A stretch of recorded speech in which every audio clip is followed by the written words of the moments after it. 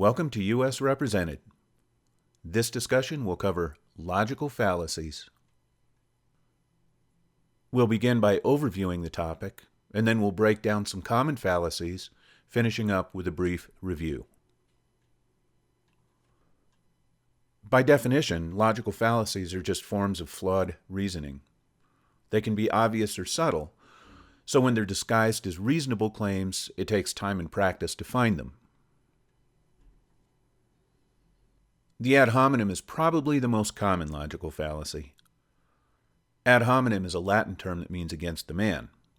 It refers to an attack on a person instead of addressing the argument or the issue.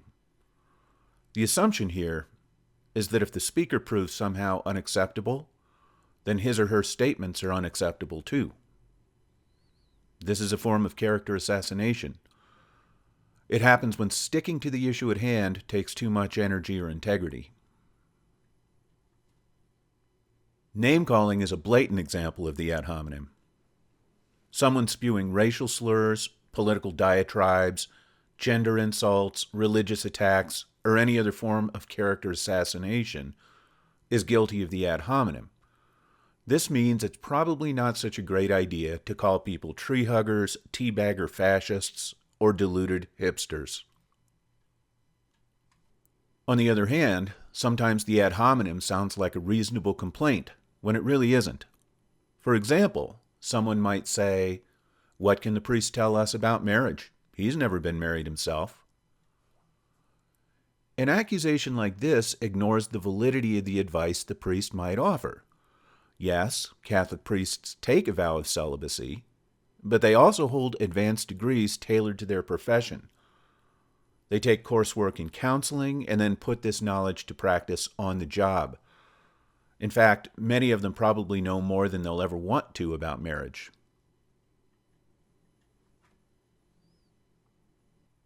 The hasty generalization is an inductive fallacy, which means drawing a conclusion based on far too little data. The two clearest examples are stereotyping and superstition. To stereotype means to believe that all people with a particular characteristic are the same. But consigning an entire class of people into one narrow category signals slovenly, inaccurate thinking. For instance, let's say someone states, "I once met a Harvard professor who was very cold and arrogant. Therefore, all Harvard professors are very cold and arrogant." Well, what if the Harvard professor really is pernicious, but everyone else in his department is perfectly nice? Or what if the accuser is a sociopath, and the Harvard professor was sensibly avoiding a dangerous situation? Maybe the Harvard professor was just having a bad day. In other words, more often than not, one person doesn't reflect an entire culture at large. Superstition is a notion maintained despite evidence to the contrary. It can be any belief based on fear, ignorance, or the supernatural that's inconsistent with the laws of science. For instance, some people think that if you stare into a mirror for too long, the mirror will capture your soul. Others believe that everything happens for a reason. One of the best ways to avoid superstition is to look for evidence. Paying attention to empirical evidence leads to rational conclusions. Moreover, when you can't gather enough information to defend your claim, then you should probably rethink your opinion.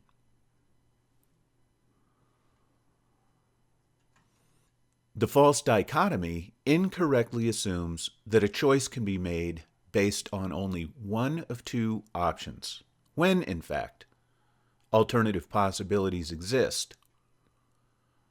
Dichotomous thinking can keep one from understanding the full range of an issue. For instance, during the Vietnam War, the Hawks and Doves were both guilty of the false dichotomy. The Hawks were the group that supported the Vietnam War. One of their famous claims was, "America, love it or leave it." The subtext here is that if you don't support the Vietnam War, then you don't love America, and therefore you should leave. It's hard to imagine a more un-American imperative given that the First Amendment defends freedom of speech, freedom of the press, freedom of assembly, and freedom to petition government. Many Vietnam War protesters considered themselves true patriots because they considered it their duty to oppose a conflict they viewed as immoral and unjust. On the other hand, the doves who opposed the Vietnam War were also guilty of the false dichotomy. Many of them accused the returning troops of being warmongering baby killers. In fact, 40% of the people who fought in Vietnam were drafted. Of the other 60%, many served because they considered the war necessary and just. Another cross-section of troops who fought in Vietnam thought it was their duty as American citizens because they considered it a privilege to live in a democracy. How many warmongering baby killer psychopaths does this leave? Probably about the same 1% of the general population that are psychopaths to begin with. Begging the question might be the most dismissive fallacy. Specifically, the arguer disregards opposing viewpoints while assuming that her opinion is fact, thereby claiming there's no point in going any further with the argument. For instance, someone might say, Harold Coleman is clearly guilty of embezzlement, so why bother with the trial? It's worth noting that the only thing one shouldn't argue is a fact. Everything else is opinion. A thesis is always an opinion. We support our thesis claims through sound logic and credible evidence, whether the central idea is an argument, analysis, evaluation, or anything else. Accordingly, the very point of Harold Coleman's trial is to determine his guilt or innocence. A sensible person will follow the case all the way through to the jury's verdict. Begging the question can do serious damage. In 1996, a 6-year-old girl named JonBenet Ramsey was found dead in the basement of her parents' home, the victim of a brutal murder. The media tried and convicted the parents of the murder in the court of public opinion and ruined their lives. The Ramseys had to leave town. They lost friends and relatives. The mother, Patsy Ramsey, died of cancer. Nobody ever found out who actually killed that little girl. And then the courts finally decided there wasn't enough evidence to convict the parents. It now seems likely that the Ramseys had nothing to do with the murder of their daughter.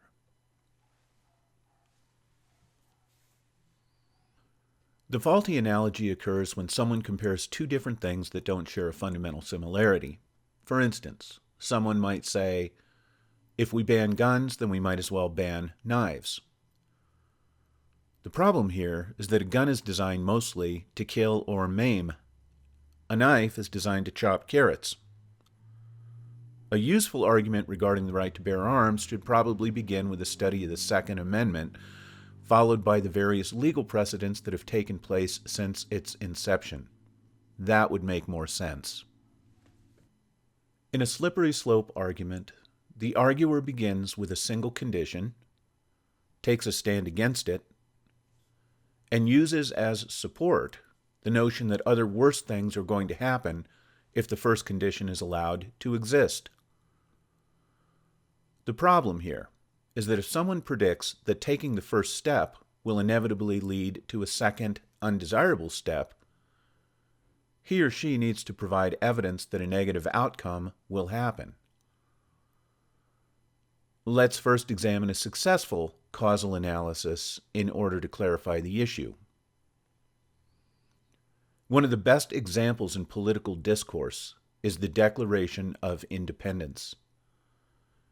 In it, Thomas Jefferson says that when one group of people plans to separate from another, a decent respect to public opinion requires a statement of cause.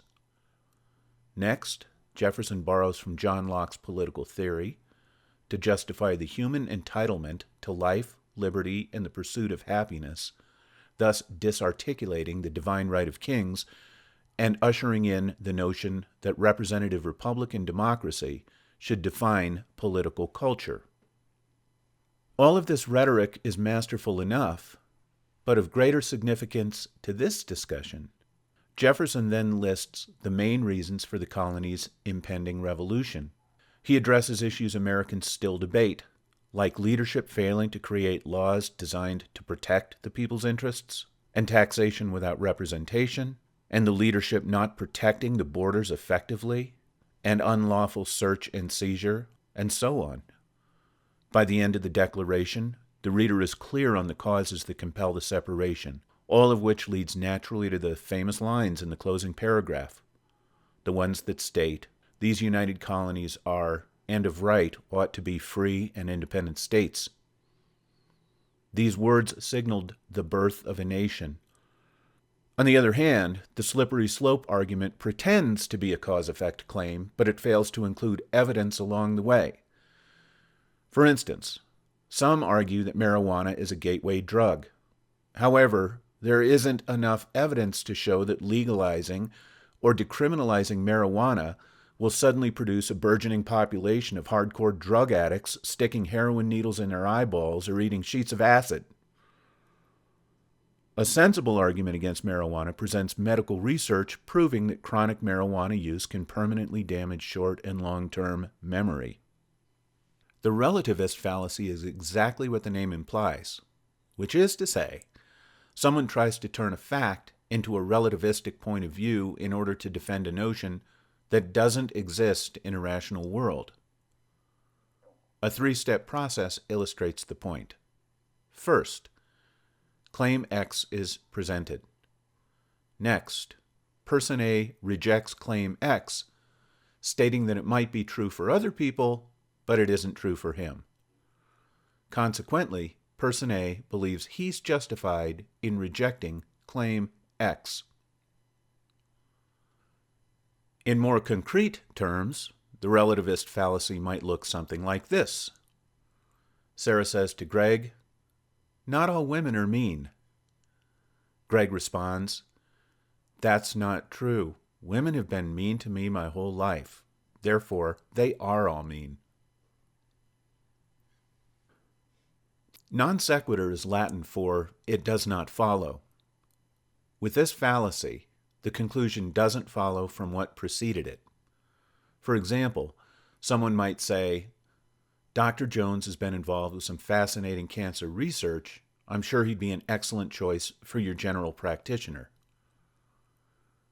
There's no logical sequence here between Dr. Jones being a good cancer researcher and a talented family doctor. The two practices require dramatically different skills. The complex question fallacy opens with a question that rests on a doubtful assumption. Then, all answers would then appear to endorse that assumption. For instance, someone might ask, "So are you still beating your wife?" Of course, this is a leading question. By publicly assuming something that hasn't been proven, and often isn't even true, the speaker casts doubt on the victim's integrity and intentions. Politicians employ this ruse all the time. They make false or misleading claims about their opponents just before election. Since the truth behind that particular accusation can't be uncovered until after the election, the damage has already been done. Circular reasoning is a form of flawed thinking in which the proposition depends on or is equivalent to the conclusion. In other words, instead of logically working through an idea, the arguer simply links the proposition with the conclusion, and the two depend on each other. Nothing else is involved in the conversation. For example, some people state, "The Bible is the Word of God because the Bible says so." This isn't what St. Thomas Aquinas had in mind as he examined the notions of free will and determinism. The red herring is an irrelevant topic presented to distract the audience from the actual subject at hand. For instance, Citizen 1 says, "Our candidate has a much clearer understanding of how to generate business in our community." Citizen 2 responds, "Well, what good is that, given that he's a womanizing boozer?" This happens regularly in public discourse as well. A convenient way to avoid addressing a major issue is to throw people off track by getting them to think about an ancillary topic that doesn't really address the main issue. A few other fallacies deserve quick mention since they tend to crop up in public discourse. Concerning appeals to fear, everyone knows how scary life can be. But when we have to make smart choices that affect the lives of those around us, we can't appeal to others' fears, and we can't let fear control our thinking. Appealing to fear in order to push people into foolish decisions is a counterproductive strategy. Appeals to authority should be avoided as well. Age, wealth, and title don't define the strength of an argument. And finally, Americans need to spend more time thinking about and avoiding the bandwagon fallacy. When someone mentions that 70% of the American public believe a certain thing, it's a good idea to find out what the other 30% think. A good argument speaks to issues ethically, openly, and intelligently. Shady, shallow, arrogant, and dishonest ways of knowing have no place in rational and productive communication. Using logical fallacies leads to loss of respect from those who matter most, the honorable thinkers in your audience. The smart thing to do is to first understand what logical fallacies are, and second, avoid them at all costs in public and private discourse. Thank you for studying logical fallacies, and thank you for spending time with U.S. Represented.